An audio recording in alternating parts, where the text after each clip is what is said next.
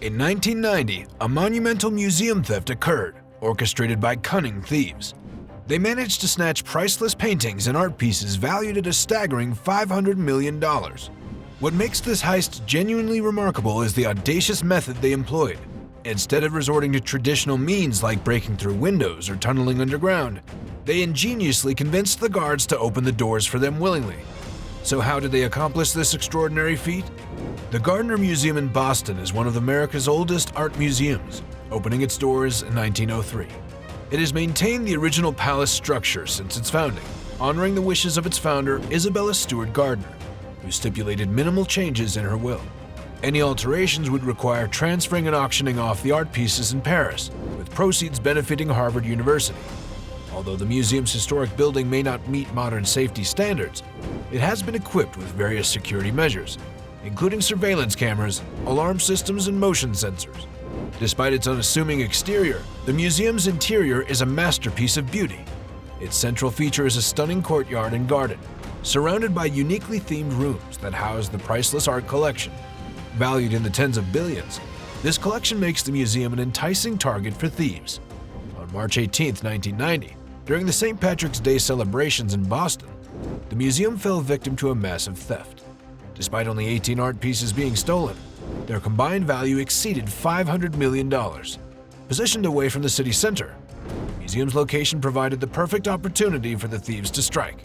That fateful night, 2 guards were on duty. The first guard on duty was Richard Abath, who was 23 years old at the time. He admitted to previously coming to work intoxicated, but claimed to be sober on that specific night. Richard's main responsibility was monitoring the surveillance cameras from the security table.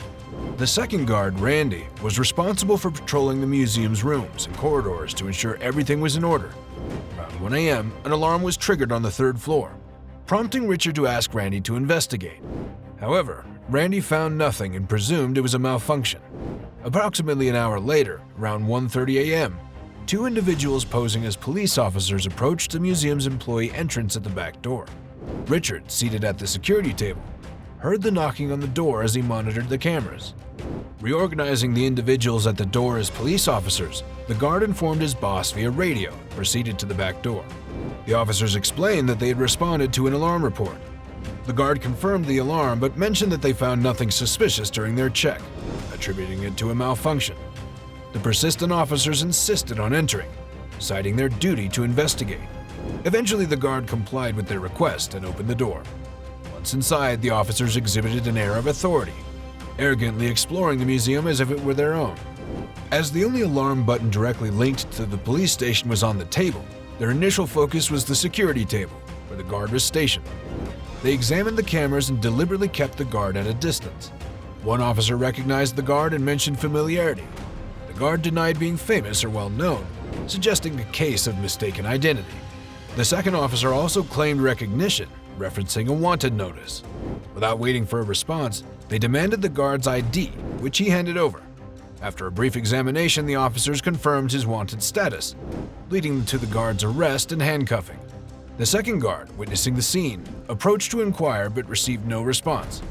Instead, the officers proceeded to handcuff him, stating that they were not arresting him but rather robbing him. Subsequently, the thieves bound and gagged the guards, securing them in the basement using tightly wrapped tape.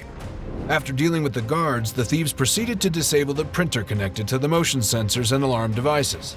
These devices did not directly send signals to the police station, but rather relied on the guard pressing a button to trigger the signal. This revealed the museum's weak and outdated security system, which made it susceptible to thieves. Despite having ample time throughout the night, the thieves only stole 13 pieces of art. Surprisingly, they targeted valuable but not the most expensive paintings. Shockingly, instead of removing the paintings from their frames, they used a knife to cut them from the edges, resulting in significant damage to the stolen artworks. The thieves' choice of stolen items included a Napoleon Army Eagle flagpole top, which was not highly valuable. However, the total haul comprised 13 valuable pieces, 11 paintings, a Chinese vase, and the aforementioned flag top. The combined value of these items, accounting for inflation and other factors, is estimated at around $500 million. This makes it the largest art theft in history. The next morning, museum employees discovered the robbery and promptly alerted the police. The FBI initiated an investigation, starting with the interrogation of the tied-up guards found in the basement. One initial conclusion was that the thieves were hired, indicating someone had paid them for the operation. While they possessed stealing skills due to their backgrounds as thieves, they lacked experience in handling art pieces. Investigators hoped to find a trail left by the thieves, but the examination of the museum yielded no fingerprints or evidence, except for rough pictures drawn by the guards who witnessed the incident. According to the guards' testimony, the thieves had large mustaches, white skin, and black hair.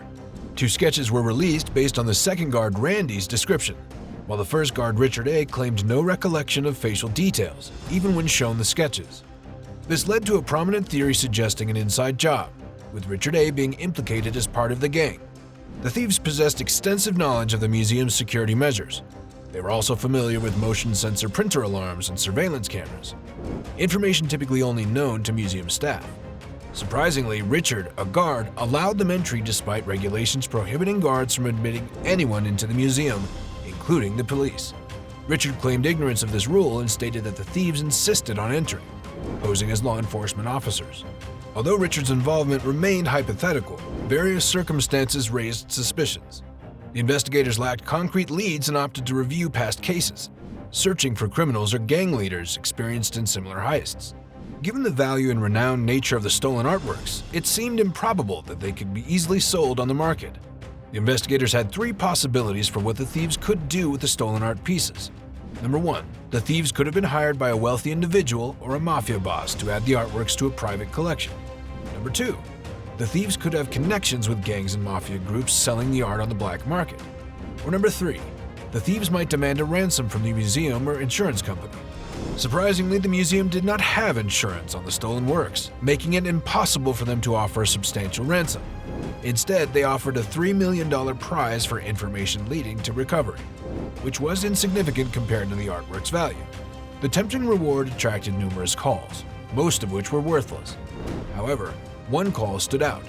A man claimed to know 2 individuals tied to the criminal underworld.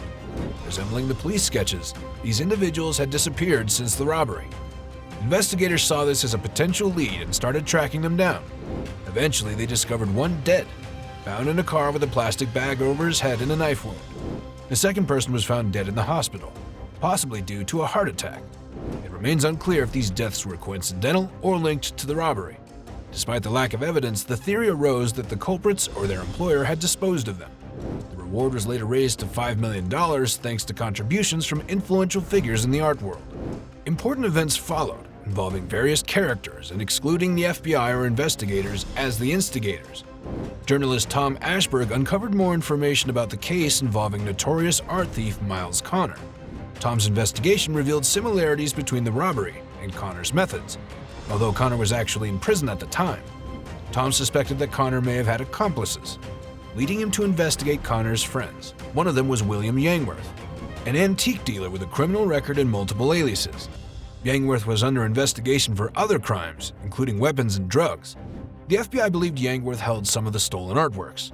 Tom published several articles linking Yangworth to Connor and the Gardner Museum theft.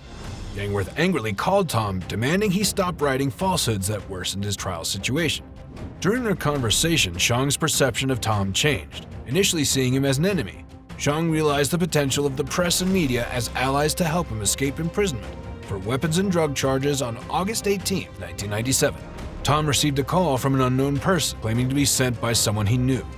The caller asked to meet Tom after work to show him something. Tom recognized the sender as Young Work and agreed to meet that night. They drove for about an hour outside of Boston and parked near an isolated warehouse. The man led Tom to a secret spot inside the warehouse. He unveiled a folded painting called Storm on the Sea of Galilee by Rembrandt, one of the stolen works. Tom was amazed by the painting's detail, cracked pigments, and Rembrandt's signature. After 30 seconds, the man took the painting back and asked Tom to keep it a secret for 3 days until they relocated the paintings. Tom agreed. Tom chose not to report an incident to the police. He believed that exposing the story could benefit his reputation and career. Additionally, he anticipated that the thieves might provide valuable information over time. However, Tom became puzzled when Yangard, a person involved, mentioned having stolen paintings. Soon, he discovered that Yangard had informed the FBI about his knowledge and offered their recovery assistance. Yangard made outrageous demands, including dropping unrelated charges, granting full immunity, releasing his friend Connor, and receiving the museum's $5 million reward. To prove his claim, Yangard directed the FBI to contact Tom, who confirmed the incident. The FBI, accompanied by art experts, questioned Tom, who provided specific details about the paintings, such as cracks, signature location, and distinct marks. Although he had limited exposure to the artwork in a dimly lit warehouse, Tom was convinced it was the genuine painting, as seeing a counterfeit seemed illogical. In the end, Yango knew the deal would fail if the paintings were discovered as fake. The FBI rejected the humiliating deal since they couldn't verify Ying's claims. Cao confessed and revealed weak security at the museum. Cao and his followers planned and executed the operation even after entering prison. One follower, William Houghton, kept the stolen artworks but is now deceased. The second dead man in the car may or may not be involved. Yango, Cao, and their followers had connections with gangs and mafias. The full story is complex and incomplete without analyzing all the characters and leaders. Cao was imprisoned for a second theft, and his followers carried out the museum heist without him. Houghton held on to the stolen artworks. After William Hardin's death, Youngworth gained possession of the stolen artworks from the Gardner Museum. They tried to convince the FBI of this story and proposed a deal for their release, and a reward of $5 million. However, the FBI refused to negotiate until the authenticity of the works was proven. Karma and Youngworth withheld information until certain conditions were met. In October 1997, evidence arrived in an envelope addressed to journalist Tomasz Borg. It included film and small paint samples from the stolen paintings. Enhanced photos revealed that they were indeed stolen Rembrandt artworks from the museum. The newspaper's photography expert verified the authenticity of the unaltered photos. The FBI acknowledged that the photos were unaltered but considered them inconclusive regarding the authenticity of the paintings. The small paint samples were examined by a forgery expert, who confirmed their 17th century origin and similarity to the paint used by renowned Dutch artists like Rembrandt, Vermeer, and Van Gogh. However, the FBI independently analyzed the paint samples and concluded that they did not match the paint from the crime scene, disregarding them as evidence of the painting's authenticity. Each party in the case had different goals.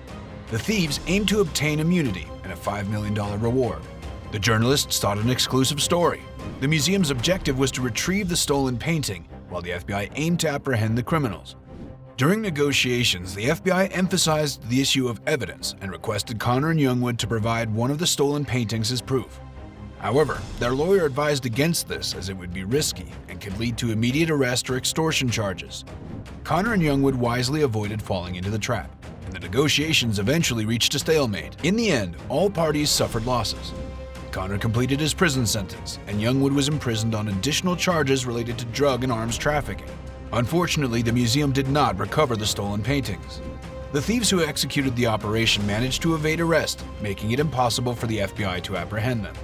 The journalist emerged as the sole winner in this case, having obtained an exclusive story. However, the stolen paintings case remains unsolved. Tom, the journalist, speculates that if the deal had been successful, the paintings might have been recovered.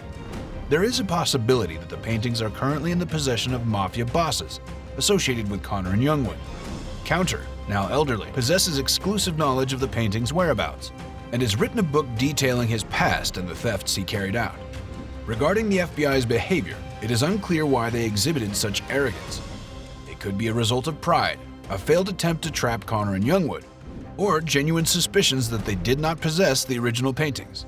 With that said, thank you for watching. Be sure to hit that subscribe button and stay tuned for more. And if you found this content helpful, give the video a like. See you in the next video. Till then, take care.